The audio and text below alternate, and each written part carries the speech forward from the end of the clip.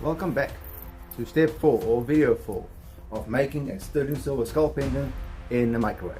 Now I know this has been dragging on for a bit, but perfection takes time. But be sure to check out the other videos, 1, 2, 3, to see how we got to this point. If you're a jeweler and you'd like to learn more, drop me a comment and I will do a dedicated video on a specific time and point of making a jewelry item using the microwave. So I left it on a bit of a cliffhanger yesterday where I showed you the flask in the microwavable kiln. First thing I did, place the flask obviously in the kiln, put it in the microwave. Now what I do, I let it run for 10-minute increments, 3 times.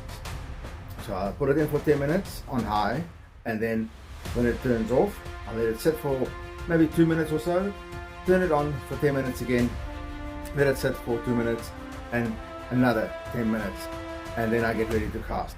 What I generally do, I remove the lid and I allow the flask to cool a little bit. While that's cooling down, I will start prepping the metal, melting it, getting everything ready, making sure I've got everything around me that I would need to actually do the cast. So the casting process, only what that means is, so I melt the metal, pour it into the flask, the mold essentially, and then I break the mold apart and I'll end up with the article. To understand what that means, it's time to get the process going.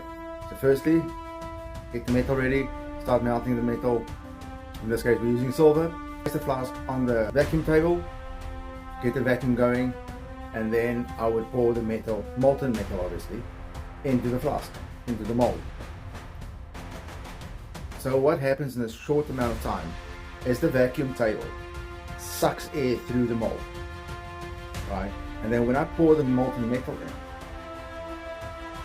there's a vacuum inside the cavity, and that sucks all the metal into the cavity. And there's a window of opportunity where you can either stuff it up, get an immaculate cast. Because what you want to do, you don't want the flask to cool down completely before you quench it. And quenching is the process where you're placing the flask in the water to break the plaster of Paris off, or the investment powder off. There's a sweet spot. So you don't want it to be too cool, but you don't want it to be too hot either. If it's too hot, that means your metal is still molten inside the mold. If it's too cold, you're going to struggle to butt off to get the investment powder off. It needs to be hot enough so when you're quenched in the water, that contrast between heat and the coldness of the water then breaks the investment mold apart.